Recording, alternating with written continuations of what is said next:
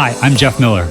I'm Anthony Navarro, and welcome to Talk Out Loud, where we share the LGBTQIA+ narrative, one story at a time. On this episode of Talk Out Loud, we're here with Jeffrey Masters. Jeffrey is the host and producer of the podcast LGBTQ&a. He speaks with some of the most interesting queer people in the world, including Roxane Gay, Laverne Cox, and Pete Buttigieg. Jeffrey was raised in North Carolina, and being in a sheltered community, he grew to understand how important it is to have visibility for minority communities. After moving to Los Angeles, he discovered the art of podcasting. He was a pioneer in the industry, where with hard work and determination, he created a platform for queer people. Let's hear Jeffrey's story. Jeffrey, thank you for joining us today. How are you doing? I'm good. I'm excited. It's Friday. It's always a good thing. Any big weekend plans? What do you got going on? I'm going to be working all weekend. It's not a fun plan.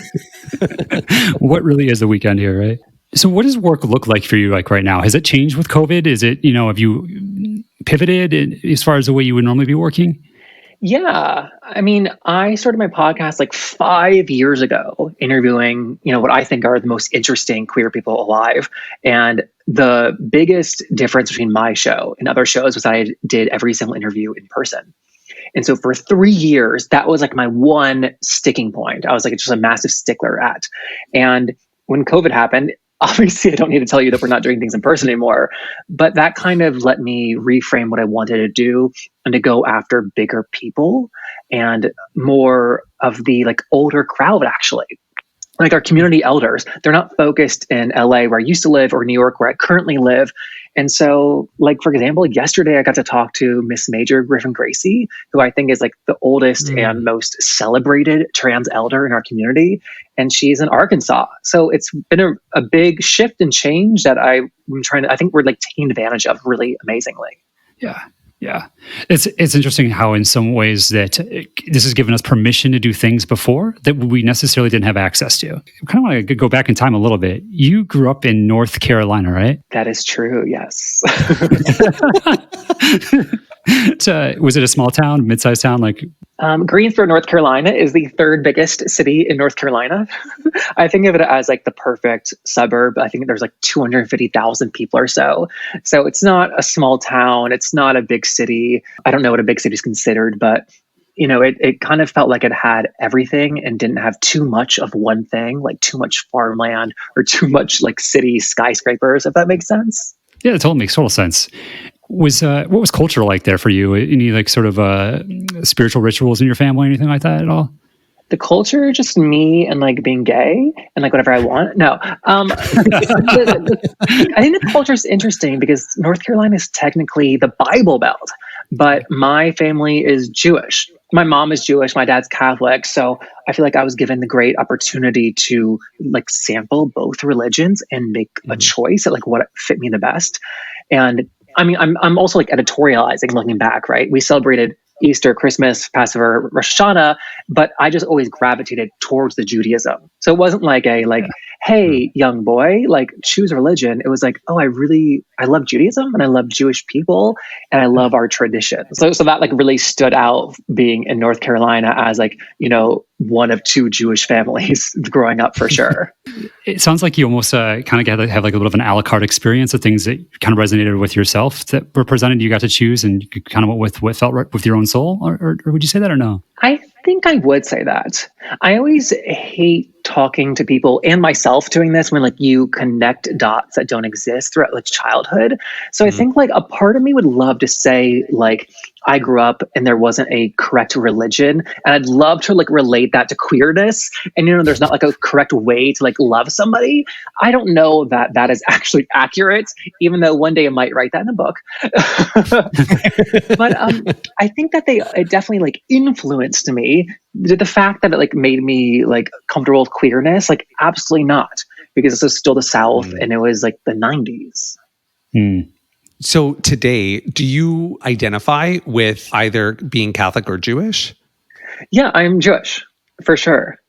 Yeah. And I feel like I I feel like one of those people who, I'm laughing because it sounds like so cliche, but I always like make fun of my friends who like adopt dogs, and they're like, really, they adopted me. But like that's kind of how I feel about Judaism. That like it wasn't a choice I made; it was just like revealing an aspect of myself. Anytime I'm around Jewish people, like I just have like the best time, and I feel like I can like spot the Jew in the crowd, and like always I can like, make conversation with them. So yeah, Judaism and those like traditions, it's like a important aspect to me that I would not have thought of growing up.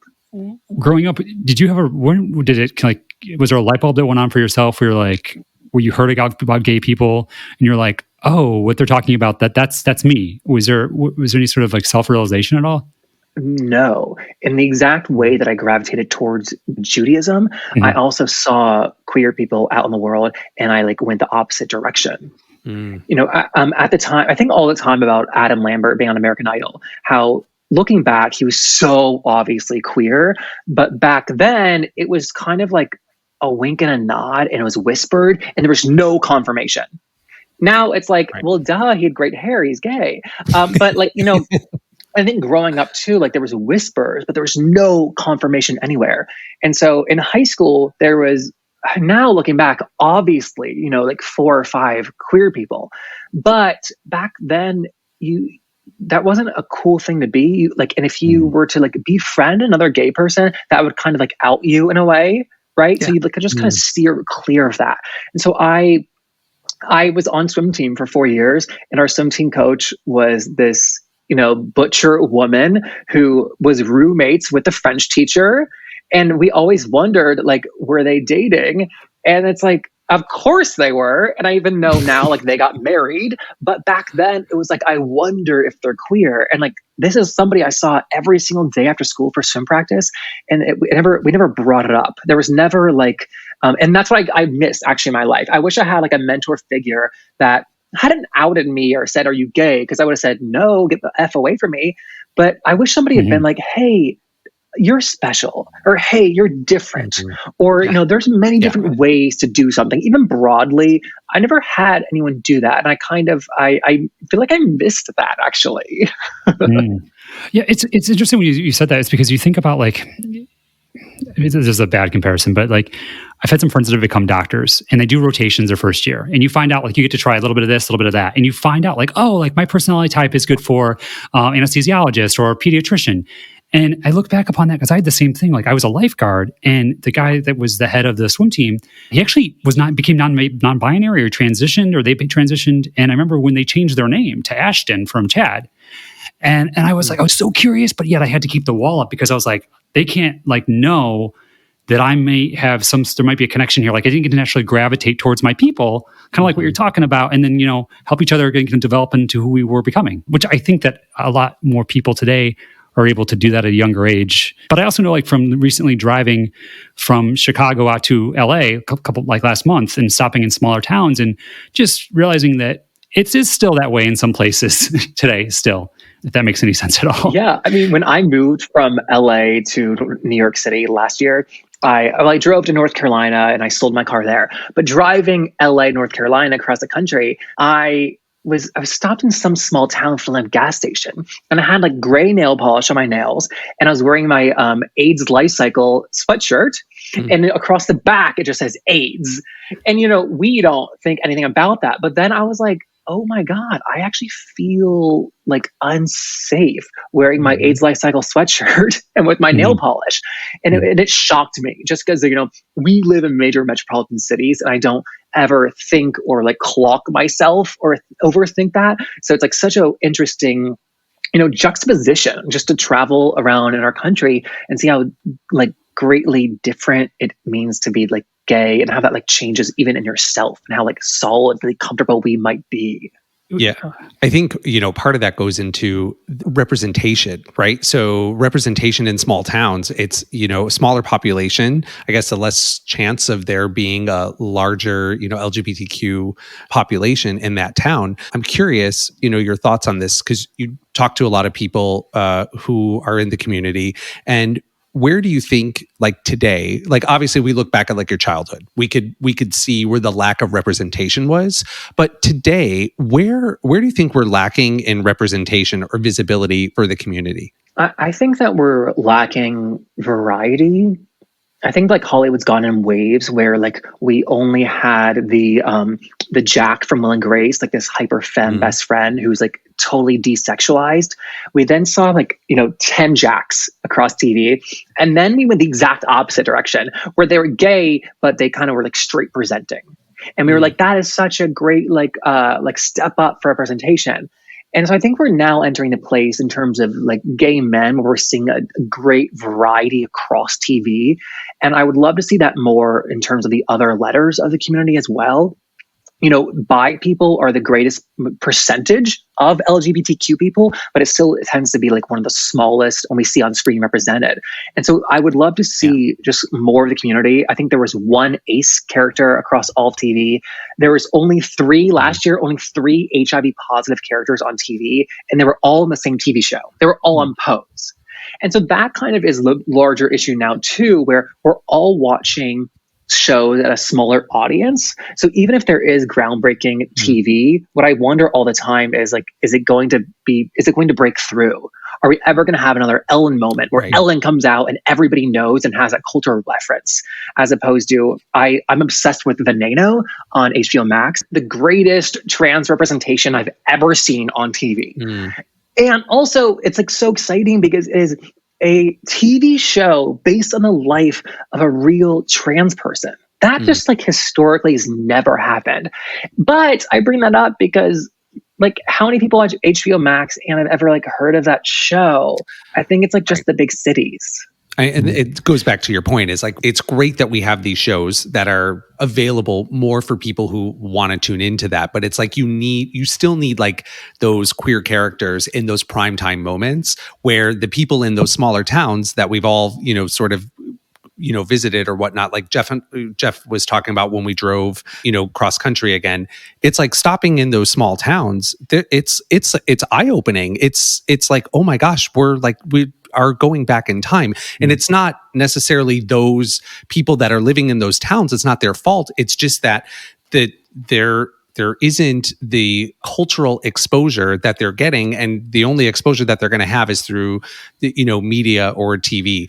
So it's so important that we can, even though we maybe don't look at network television or primetime television as like where we're going to go and watch television, that's really where it's more important, in my opinion, that we get those queer characters, because then it gets them in front of, those bigger audiences. Going back to what you said earlier, Adam Lambert. I mean, having those kind of people on those shows, that's really what I think will continue to help, break through the barriers for people to understand and know who queer people are. As we're talking about this visibility and representation, you are in your fifth season for LGBTQ&A? Seasons are arbitrary and I've never labeled them. However, this is our 5th year. 5th year, okay. So in your 5th year, which you've got an interview I listened to the other day with Mark Siegel that recently came out. And what stuck out to me was, not to give away the whole interview because I want people to listen to it, he snuck on the set of Walter Cronkite's Evening News, right? And he talked about how at that point that, we only had like 3 broadcast major networks, right? And so the viewership on that evening was like 60, like the same it is for Super Bowl every year. And he said that he talks about that after that happened, 60 million people had now seen a gay man and how groundbreaking that was then. And I think about like some of these, like myself, when I start to even like, if I'm in a smaller town, if I start to code switch or something like that, I am denying these people of having a positive experience with an out gay man. So I think there's also, obviously you have to think about safety and stuff like that. But I know that part of, I'm telling myself here is that I'm less likely to stumble on my words now with some of my trans friends because I've had conversations with them and I've learned, and it's an evolving process with some of my friends that are non-binary, and I'm going to make mistakes, but allowing there to be a safe place to have those conversations for connection. So I think he talks about visibility really specifically, and now that there is so much more, there's so much more vehicles for visibility now, that you're not necessarily, like you said earlier with HBO Max, we're not guaranteed that's going to be seen by the widespread population on that. Or maybe they wouldn't know what that show is necessarily to dive into it. I think so. And also, like, 50 or 60 million people were watching Walter Cronkite in the 70s. Mm-hmm. However, there was also just like less options for entertainment in the whole. So like not Exactly. only are the news networks competing as news networks, they're also competing against the HBO Maxes and Netflixes, and also like the TikToks. But regarding your point about visibility in person, I think all the time about that because I left the South to live in like a safer place, right? To be around other gay people because that was so important to me to have that culture. And I love that I did that. However, I also think that like all the gay people cannot move from the South because like we need the visibility there. And so like I'm not willing to do that. But I hate to have like a city centered podcast, which is why I'm so happy to be doing it now over like Zoom. Because when I was only getting New York, it tended to be like I moved to New York and it saved my life. And I hate like sending the message that you can't be queer and live in a small town because clearly you can. I just personally don't want to. I think, for us, for Jeff and I too, it's been important for us to be in sort of a major metropolitan area. And part of it is, to be with our people. Knowing other, friends of ours who live in those smaller towns across the country, I think what we're seeing now is like they're getting married, now they're having kids, and now within those small towns, they are becoming those examples of what it looks like to be, two dads raising, their kids or two moms raising their kids. And I would hope that, maybe there might be a time where we don't feel the need that we would have to leave our smaller towns or our hometowns to flood the cities to kind of come to these safer places where it may just be a place where we feel comfortable, staying put. I agree completely. And I have to wonder if COVID is going to speed that up. With everybody moving to the suburb, then I think it's easier to move from the suburb to like even more suburb in the South. So I just like, I'm going to be fascinated with like how all of this just changes. Yeah. So Jeffrey, I'm just curious, you left your hometown and you headed off to college. Where did you end up at? I went to Elon University, also in North Carolina. And what did you set off with a desire to study, entertainment, acting, anything like that? Yeah. So I was an acting major, which I did for like the 4 years. I mean, 3.5 if I can brag. But I was an acting major, and I think all the time about what I learned there, because it's not like I'm not acting anymore and I'm just doing a complete other thing. But like the lessons I learned there, in terms of like learning how to like be given a note of a criticism and absorbing it. As I now do on-air hosting reporting, occasionally I'll have a co-host and, they're like, hey, Jeff, you talk too fast, slow it down. And I say, okay, thank you. And they tell my co-host, hey, you had this weird pause, don't do that. And then I see this person break down because they're not used to being told criticism. And to me, it's like, I don't want to do a good job. I want to do like a fucking great job. It's like, give me the notes you want. But for other people, like they're not used to that. And I really relate that back to acting because you do a scene in class, they give you notes, you do it again. And I think all the time about like certain lessons like that I have learned. And and I really relate it to now my like hosting and like podcasting for sure. I'm curious, that's a really good lesson right there. I've never thought about it that way. Has that also helped you with other ways and critiques in life and change in your own personal life? Yeah, I think that for better or worse, you're used to rejection. I like how many auditions did I go on when I moved to LA and I, booked, 1 out of every 90, let's say. So like I am now in that I don't get beat up when I've been up for a lot of really big jobs at dream companies and I've not got them. And to me, like that's life. Like it's not like demoralizing. So I think like it's really helped my like work ethic in that sense. Yeah, I think that like the audition process also, like you walk into a room and you do your scene and you leave. But when you walk in the room, you need them to like you. And so you smile, you say, how are you? And you make chit chat. It really helped those people skills because I know so many people who have no idea how they come across. I'm like, I tell a friend, like, you were so rude to that waiter. And they're like, well, what do you mean? I just asked for like a drink. And I'm like, well, no, that's not what happened. You were an asshole. And so the fact I think that I know how I come across is like from that training. But also now 5 years into my podcast and other podcasts before that, I've listened to hours and hours of myself have conversations. And I think that is so unique in life, just in general. I mean, it wasn't even possible like 20 years ago. But the fact that I've heard myself have hour-long conversations, I hear when I sound bored out of my mind, even though I'm not bored. I hear when I sound like just other things like that I really like pick up on. So I think it like fine-tuned my ear for that kind of thing. That's interesting, that inflection there that you've caught on to. I think about today with all like the texting that we do, like so much back texting. And there's sometimes I'm like, you know what, I pick up a phone because a text message, there's no inflection at all, right? Like that converse, like if I'm ordering something, you know, I really have to make sure that it comes across. I really appreciate how you're helping me today, or what you did for me, or you know, your time that you spent some. And I think we could all benefit from some of the things you're talking about, actually, you know, from those experiences for sure.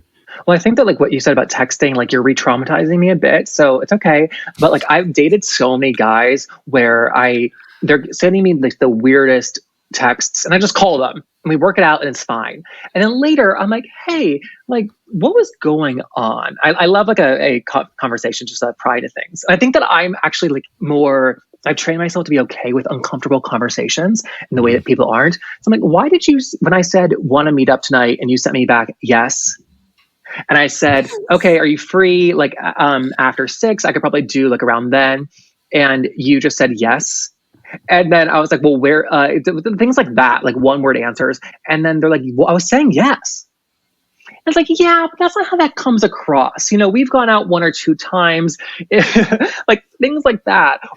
And then I also kind of expand it. I'm thinking of one guy in particular, as you can tell.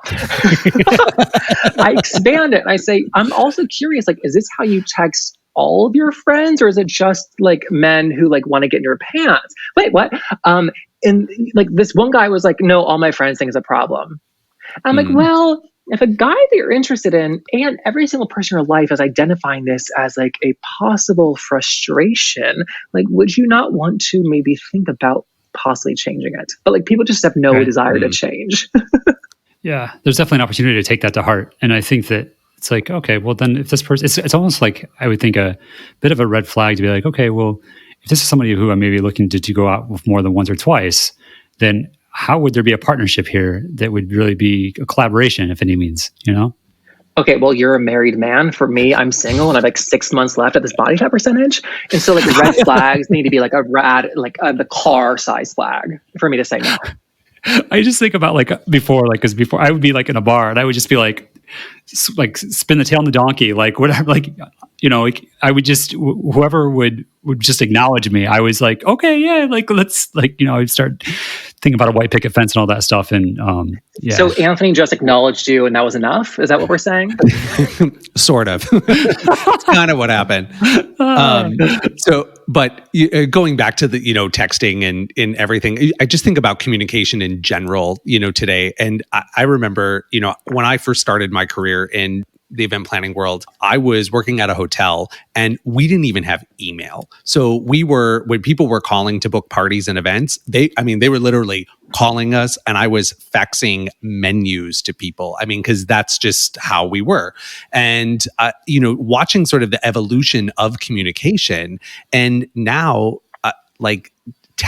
just with text messaging, the difference in how, you know, you construct an email, the first email, and then you could almost like look within a chain of emails with the same person, sort of the deconstruction of the conversation, how it just gets looser and looser where it becomes, you know, shorter sentences. And I feel like, you know, for me, I always try to be detailed. My emails are probably too long. There's probably too much information in there, but at least I'm showing the person who I'm communicating with that I've thought through things, that there is some level of respect to them. And then also if they say, well, you never told me that, I could always go back and say, well, no, it's really in the email. I sent it to you. You maybe just didn't read it.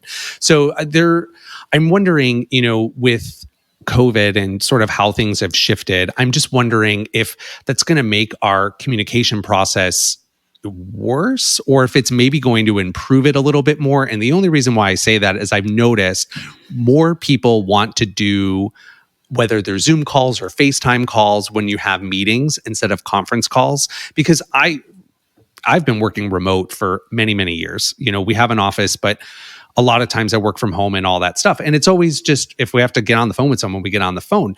But now there seems to be this people wanting to reconnect, to be able to see one another when they're having meetings. So I'm curious to see sort of how the cards fall when this is all over. If people, maybe some of that like disconnection is going to change.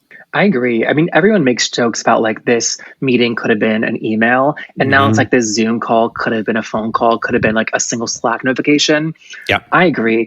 I also don't know how to factor into it that like a lot of people are sitting at home alone and like are desperate for communication.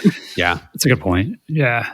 So Jeff, I'm just thinking back. I mean, I know what you do now and what you've been doing, and you do such a great job at it. And know myself and a lot of other people have benefited from the work you've done. But what I'm curious is that how did the kid who was shy to be around, to letting his truth show to the coach get into queer media? A lot of force. So I found early into my career in Hollywood, I was living in LA, and I found like hosting and reporting, and I thought it was like so fun, and it really engaged. It helped me to like be the cool, fun version of myself I wanted to be, because it just demands that for on camera. And so I found it terribly exciting to be this like awesome version of myself. And then early on in my like hosting career, I found out that every young person my age, I was probably my like early to mid 20s, is doing red carpets. And I think that they're terribly boring because you're just like shouting at celebrities like the back of their heads. And then the only person that stops to talk to you is like the assistant video editor. And I was like, what am I doing here? I just don't get excited by being like that proximity to celebrity, which is probably why I now like can do what I do. But I very quickly found long form interviews, and I like loved that. And I was interviewing authors, and I thought it was like the coolest thing ever that this woman wrote The Giver, and then now I get to talk to her for 45 minutes. Or I also like booked this young writer who had this cool web series. Her name was Issa Rae, and then she like went on to do Insecure. So things like that I thought were the coolest. And then along the way, I was like found long form interview was like my thing. And I was looking around for like a queer interview podcast because I kind of got into the podcast space early. And there wasn't one that I like was jiving with. Like there's always been gay podcasts. I don't want to like erase that, but there wasn't any at a big level. There was none at like a mainstream company.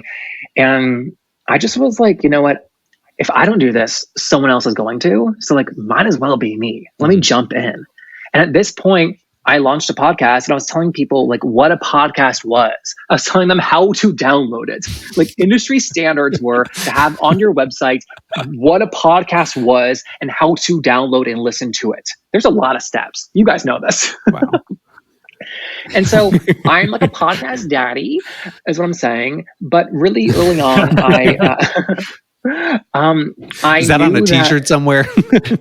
Yeah, right. I always selling those at noon. I loved interviews, and I started studying them. I studied the greats. I also am a volunteer at the Trevor Project. I've done that for like 7 years, and like answering calls on a suicide hotline. You are trying to navigate a conversation and like seek out information and control a conversation for safety without making it feel like you're controlling conversation. And so like, that was really some of the best training I ever did for my interviewing, because in an interview, you're trying to like navigate and control it without making it seem like I'm like forcing an interview to be something it doesn't want to be. Yeah. So like, I'm a terribly prepared interviewer, but if you have something more interesting to say, we're going to go in that direction for sure. Right. Yeah. And so to answer your question about how to get to queer media, the short version is I launched my podcast, and because it was a different time in the market, I was able to grow a following really quickly. Nowadays, you can't launch a podcast and just grow a following like on accident. You have to have an audience to leverage, things like that. And then I strategically created a show that would have partnership capabilities. It wasn't like, hey, tune in every week to hear Jeffrey Masters speak about his fascinating life. That's not going to build an audience. It was like documenting queer history. And so I had some partnerships along the way. And then I brought it over to The Advocate magazine, which I've been talking to the people there for a while about things. You really nowadays can't bring a podcast over to a magazine unless you want to give up all control over it, or they would rather launch their own. But it's a different time in the market. Also, we talked about like you can live anywhere as a queer person and work anywhere now. That's true. But I only got this job as an advocate because I had connections in the queer world, right? I lived in LA and I just got to know people and I got to know the right people, not maliciously, just that's what happens when you like are making new friends. And so, at one point they were like, hey, does anyone know Jeffrey Masters? And everyone said, yeah, of course, at the company. Does anyone like his podcast? Yeah, it's amazing. Awesome. Yeah. So they just hired me. They didn't post the job, they didn't go through all that stuff. I mean, it was a lot harder and longer process than that, but really it's like I created something good and they wanted to like put their name on it. And also, Jeffrey, you partner with GLAAD as well too, is that correct? Yes. So technically we are produced by The Advocate magazine in partnership with GLAAD. So we're in partnership with them. So GLAAD has a history. GLAAD's been around, I can't quote me on how long it's actually been around. I know some of the people that actually were involved back in Stonewall then splintered off and all these wonderful things started, and was part of that. GLAAD specifically, they really focus on representation in media, right? Is that what their purpose is? Can you talk about how important that has been with the work you've been doing and some of the people you've spoken to over the years? Yeah, I think that representation is easy to like dismiss as, yeah, it's important, whatever. But like looking at like the stats, one that we talk about all the time is that 84% of the population doesn't know a trans person personally, or they don't know that they know a trans person, right? And so if 84% of people don't know a trans person, they're learning everything about trans people from TV, from film. And that is why things like that are so important. It goes back to what we were saying about HIV too. There's no one on TV right now who's HIV positive. And so like, that really leads to like an increased stigma. And so I think the GLAAD does like some amazing work. Also, they've created, an awards to award people. Everyone loves awards. The GLAAD Awards are something that GLAAD made up, and now it's like an industry standard that like TV networks want GLAAD Awards, which is brilliant in terms of business. But also, they rate and review every single network based on every single show they put out. And so they have the stats of like the percentage of queer characters on TV, the percentage of queer characters on your specific network, and things like that. And then they meet with the network heads and they say, you're failing. You only have 5 gay characters. They're all gay white men. What are you doing? How are you going to improve? And then next year they meet again. Doing those behind the scenes things, I think just transformed television. There are certain networks and agencies that have made the commitment to GLAAD that 20% of like their characters will be queer. 20% might be a number I'm making up, but it's a percentage that is committed to being queer trans is, I think, just a huge step forward for the community.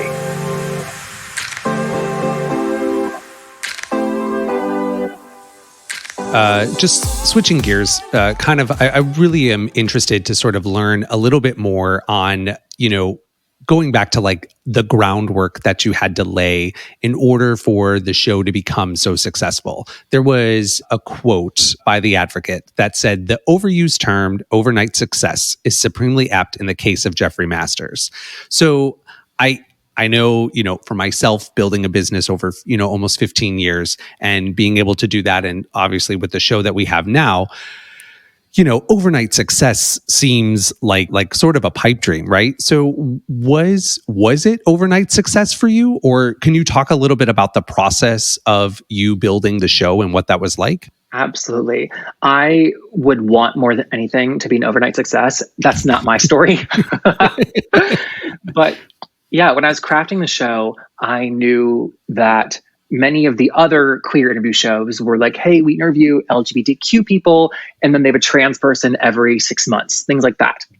If that's too shady, let me know. So I knew right out the gate, like what was going to be expected of my LGBTQ show.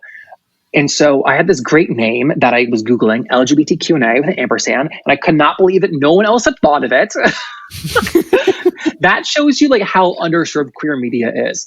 This was like the easiest thing that I just assumed like was going to be anywhere, but whatever. But going back to the guest list, I knew right away that people were going to expect just me to be interviewing only gay white men.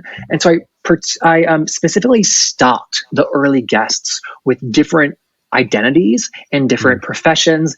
When we say diversity, we often talk about like black and white also. There's other races, but there's also diversity in terms of age and profession and like lived experience. And so I wanted to cover all of that. And then I was doing other podcasts at a studio, and Ross Matthews from Drag Race and Hello Ross was recording at there as well. And, we'd say hi in the hallway.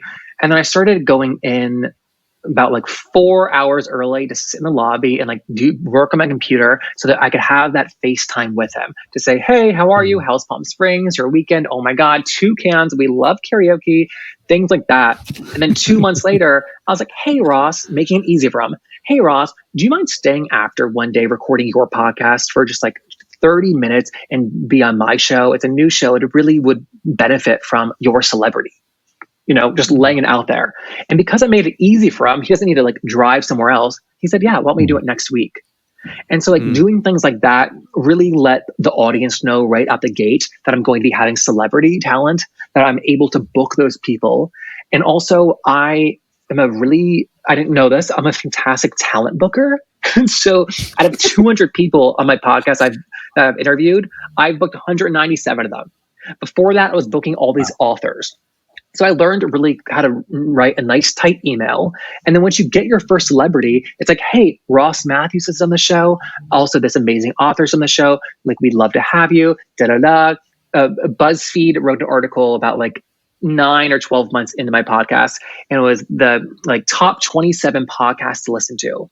And by no design, but just like the chance of like lists being good, like for SEO and for like readability, the number 2 slot, LGBTQ&A.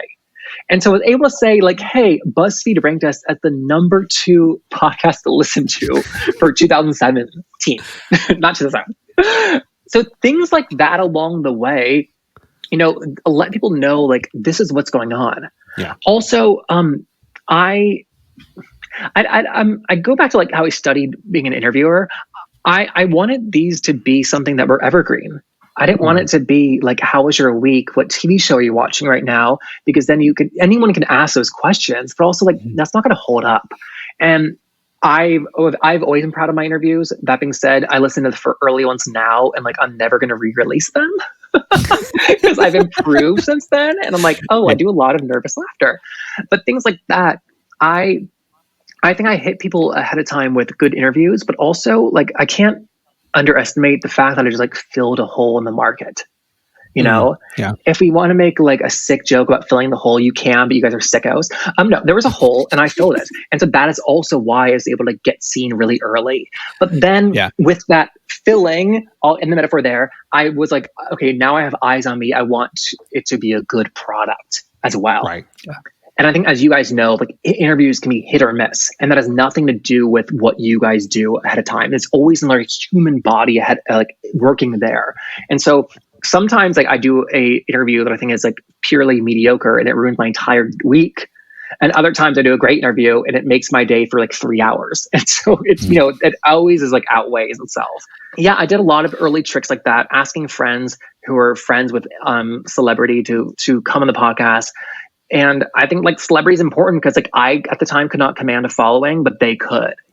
Listening to sort of everything that you just said. So there's a couple takeaways that I have. One of them is, reiterating to the audience and everyone listening the importance of what it is to foster relationships. So thinking about like 2 things that you said, right? So this whole situation with Ross. So you going in early, laying the groundwork. It wasn't like you bumped into him like one day and was like, oh my gosh, you're Ross Matthews.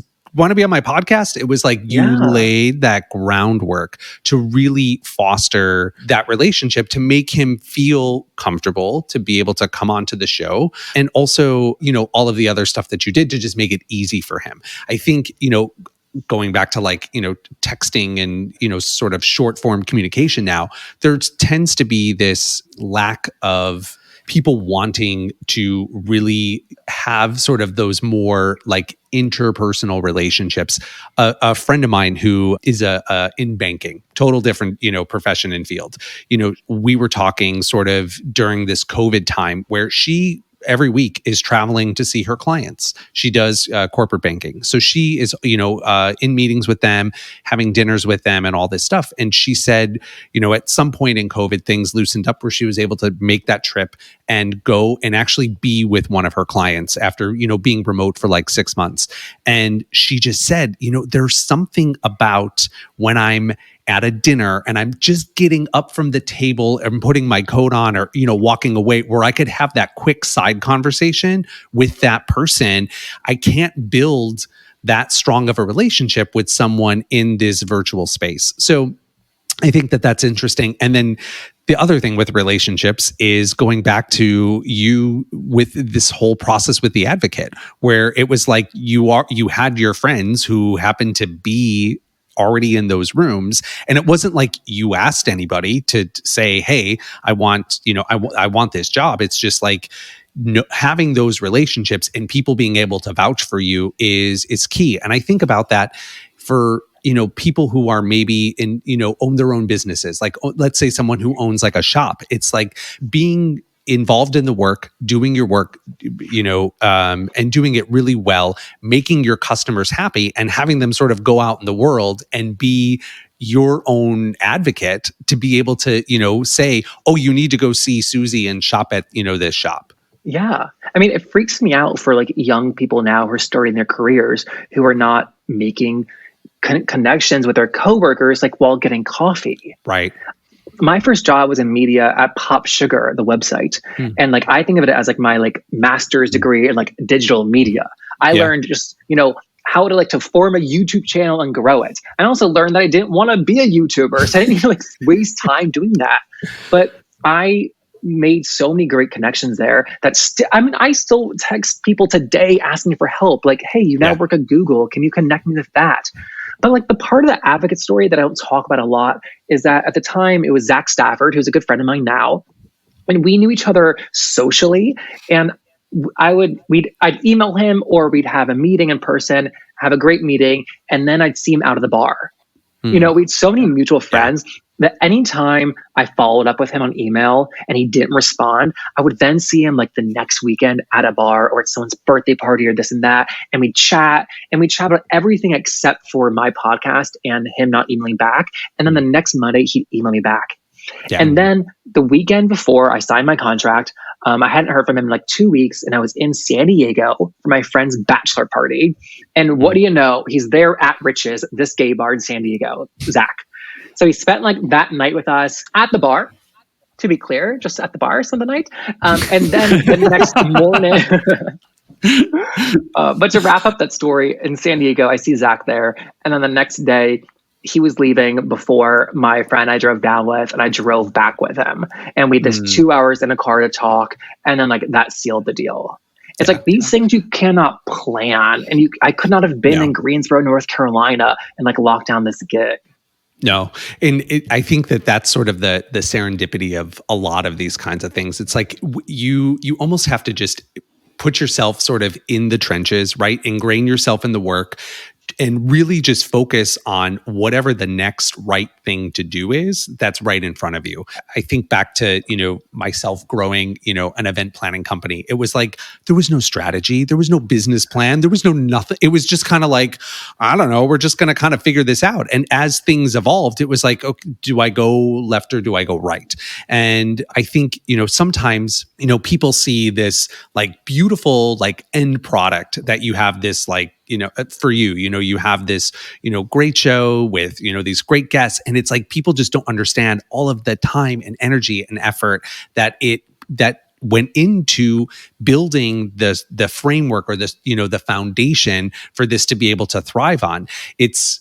I think one of the other things that I heard, you say is that you've asked for things, and I think that so many times today, people become afraid of asking for help, asking for, asking someone to be on the show, asking for anything. I had maybe about 10 years ago, I was working with a business coach, and it was the one thing where she said it to me, and it never dawned on me that I could just asked someone, whether it was for help, whether it was for a referral, whether it was for a lead, whether it was for an introduction to someone.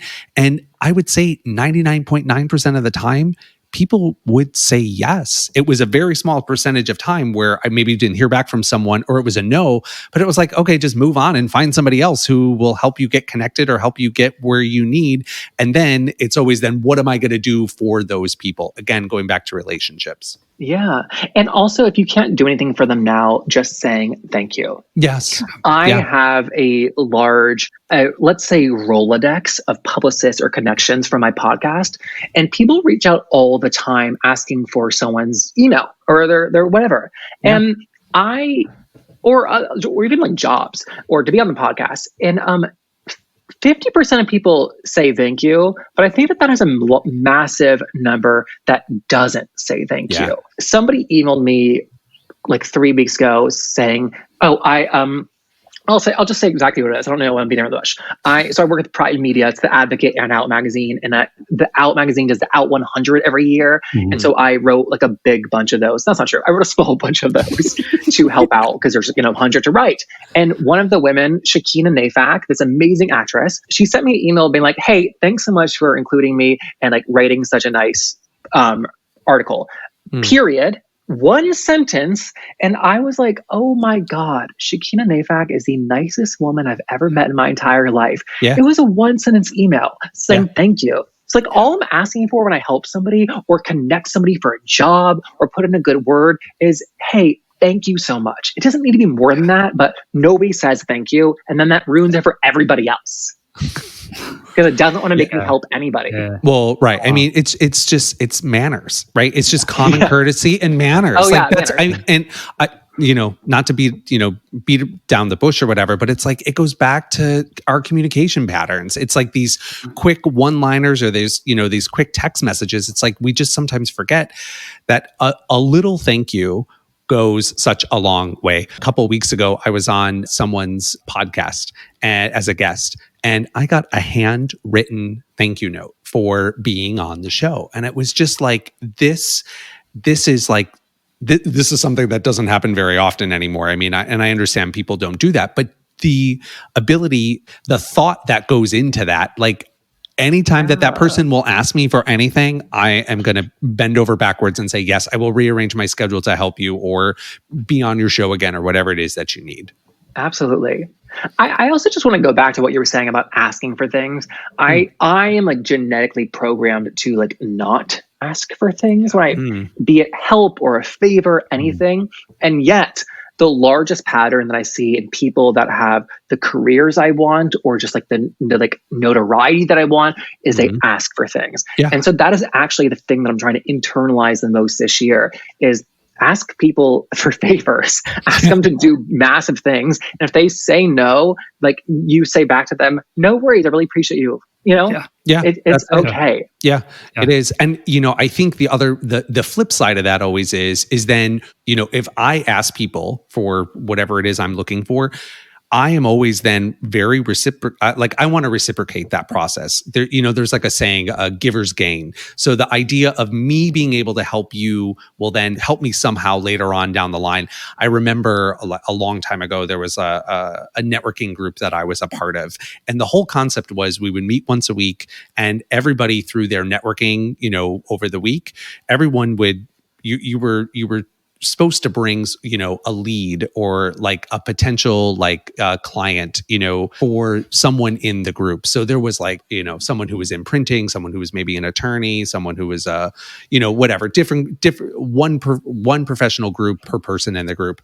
And the whole idea was you may not get a lead every week, but if I can help you, then I become top of mind to that person to be able to help me when maybe they're interacting with someone who is looking for a florist or looking for any other kind of service. So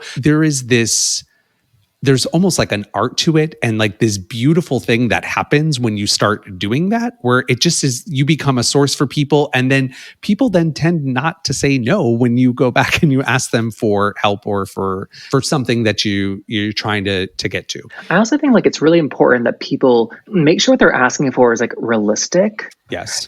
Being in Hollywood, we all have like high powered friends and I feel like, well, like one timing, don't ask somebody for a favor when they like get promoted to their brand new job. But like, I remember last year I had a friend who was like doing like TV show development for Apple, which was like a massive job. And I had a friend text me and be like, hey, I saw that you're friends with this person. Can you give her my script? And I was like, I don't think I can. Yeah. That's a favor or like an ask that like makes me uncomfortable, that then makes me ask for a favor from the friend. So it's like making sure like your asks are like feasible. Yeah. Or bridging them, right? So like not like that's just like that's sort of like a big jump, so being able to make it where it's not putting anybody in an uncomfortable situation. Absolutely. So. I've actually been written about for my podcast in like almost everywhere, let's say, from the New York Times, like NBC to Logo. I just mean that purely factually. And I only say that in like a braggy way because the vast majority of those things I've asked people to write about the podcast or to include me. In May, I do a massive PR push when I email all these like queer reporters saying, hey, Pride Month's coming up. If you're doing a podcast roundup, or if you want to, or when I have an amazing interview with like X person that breaks news, like Lily Reinhart is the bisexual actress on Riverdale, that CW show. We had some like breaking news for that. And so I emailed friends at Perez Hilton, at HuffPost, I'm sure the publicists that they were here, this would be like livid, but like that is how the game works. And so me emailing my friend at Perez Hilton isn't asking for a favor. It's me giving her a favor. Because like I've got this like Lily Reinhart story and she gets a lot of clicks. That girl has 26 million Instagram followers. And so it's really being strategic in that way too, where not being afraid to like ask people, but the people who didn't cover, like it doesn't matter. But like my friend at USA Today, I was like, hey, can you guys write on the podcast? And she was like, oh, we're actually doing a podcast pick of the week every week for Pride. No brainer. Done. Like things like that. Easy. Yeah. Yeah. That makes sense. And I think, we talked about earlier about like your friend with Apple and stuff like that. Like when I'm doing these strategic relationships with people, that didn't really involve like coming together with you to create something. It was just like, I'm just going to step on your shoulders to get over to this person. And that's not the same thing. Does that make sense? I agree. That's why I think like the word networking actually has like become outdated a bit because it sounds a little bit conniving, where like nowadays it's just friendships. It's about like who I get drunk with like once a week or once a month. That's how I think of it. Yeah. But I actually mean that. Yeah, and I think that for a lot of people, like I'm all about drive and stuff, but also like patience and wisdom. So like sometimes I have to like wait a little bit because there's going to be some life skills and some wisdom that's going to come in the next 6 months. They're going to put me it'll be the right time for me to have that conversation with such and such person. And I can't speak to somebody else's experience, but I can only speak to my own and how that's been. And understanding like, and if I get honest and I get quiet with myself, because I want to serve and do things in this world and make wonderful things happen. But if I get quiet, I'm like, wait, no, like there's this, and this that I can work on today. Does that make sense? Like it's on my plate that is tangible that I can do. Absolutely. Like then maybe this shiny object that's over here. Like no. Like have gratitude to what I have been given to work with and to really do the best I can with that. I agree. I mean, if you guys like were like my goal for this year for the podcast for like Talk Out Loud Live is I have 1 million downloads per month, I would tell you, okay, good luck. And I'd like roll my eyes just because if people are listening, that's not possible. Right. Yeah. Unless you're Tim Ferriss. He's an outlier. But I also go back to, I think what you were saying, Anthony, about like being the giver. I'm very close with Eric Marcus, who's the host of Making Gay History. We were talking about something I wanted to do in my career. And he was like, well, do you mind if I like give you a piece of advice? I was like, I've known you for like 4 or 5 years. Like, I would love your advice. And we talked about it. And then after that, I was like, please don't be like afraid to like tell me things. And then like last week, we had an hour-long call just purely to talk about me and my career ambitions and how to get from like point A to point like C and D. And he was like so apprehensive to like offer this advice. And I realized like, oh, someone like me doesn't know how to ask for help. And then someone like him doesn't know how to offer help. So it's like everyone is just like, it's why like no one calls anymore. It's like, you didn't call me. Well, you didn't call me thing. Yeah. Yeah. And I know when I've had the opportunity to be of service to help other people, it feels good to be able to give back, like to deny somebody else that who's worked hard. And we have a family friend who, sold their business recently. And, we were talking about like, as that was sunsetting, he was just like, well, this has been my identity for so long. I'm like, you know what, but you have so much wisdom that if you could volunteer, financially he's in a good place. I'm like, there's a lot of young people that could really benefit from and a lot, the stuff that you've done is not necessarily specific to your field alone.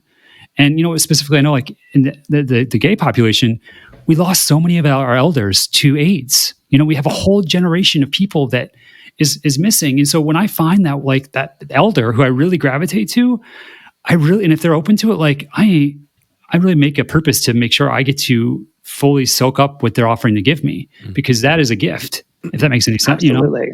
Right. And that being said, I kind of, it's kind of a good way to segue is, you sought out on this journey that you've been doing now for a while. And was there anything from this experience that, looking back upon it, you didn't realize that this was going to be, that you were going something from this experience, you're like, wow, I didn't ever expect this to change me or this to come out of this? Well, I think like the biggest surprise I had goes back to what we were saying about like connections and like just people. I leave a good impression on people. And like, I was shocked when about like 2 years into my show, I went to the GLAAD Awards and I just kind of like knew a massive percentage of people because I'd either interviewed them or got to know them. And then I was like, someone was joking like, wait, why have you gone like table to table talking to everybody? And then for me, then that was like somebody I interviewed was like, you telling like their other friend, like you have to be on this podcast. And so like, I didn't realize like how much I was like expanding my like quote unquote network doing the show. And that has been like a beautiful thing just to be able to go to spaces full of like, people I look up to and to be able to talk to people. I think that like communication skills wise too, like it has just transformed my ability to talk to strangers, to like go to like any bar. I'm not just saying I can only talk to like a queer legend because like we've all have experience where someone has nothing to do with you until they know who you are.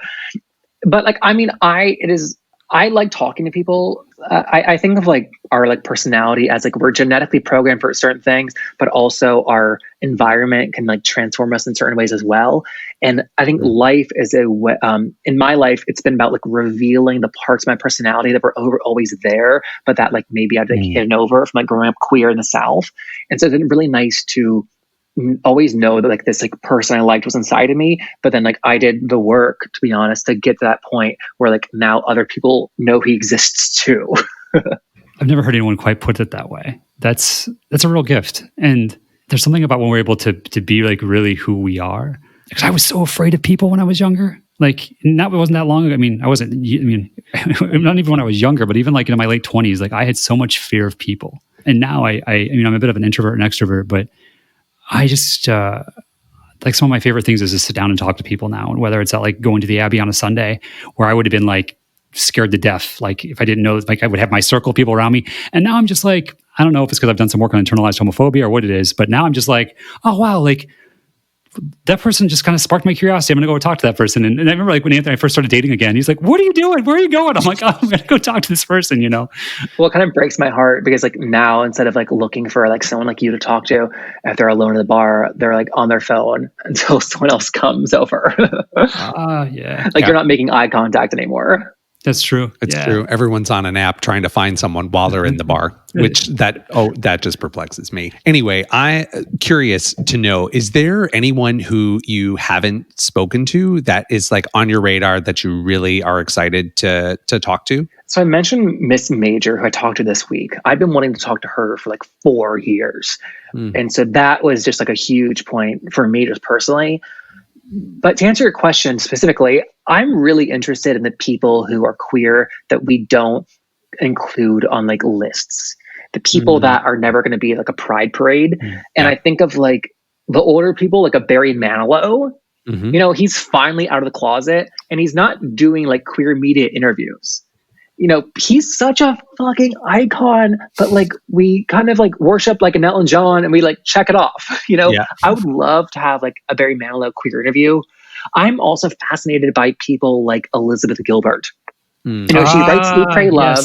Yes. She writes Eat, Pray, Love. She writes other books, Committed, City of Girls, and then she falls in love with her best friend of years as she's dying. That's like I've never heard Liz Gilbert label her sexuality. Right. Like I would just love to know, like, has she always dated like all other genders, or like is this a new thing? Like, how does she think about that? And then to have one of the most successful books of like the century has quite a spotlight on you. So then I kind of wonder, like, how much does that like pressure her or not as well? Yeah. She is I can see definitely. Her TED Talk, honestly, on creative genius changed my life. So yeah. What part specifically? Specifically, like how we, to anyone who hasn't seen it, please go check it out because I won't do it justice. But specifically, like how we, the artists, specifically became the god versus entering into collaboration with the genie. Mm-hmm. We made ourselves the genie, and that creative process. She speaks specifically to what you talked about, like how when she wrote that book, like people asked her, like, "Oh, you're doomed now that you've written the most popular book. Like, now what do you do with yourself?" And she talks about like how creatives and suicide is so prevalent. And when we started making ourselves that person, that we set ourselves up to carry something that one human being can carry in that process. That's interesting. She has that really like a gift for like putting words to things like that like we think about like abstractly and like, but she can put it like specific words to it in a way I really appreciate. Yeah, definitely.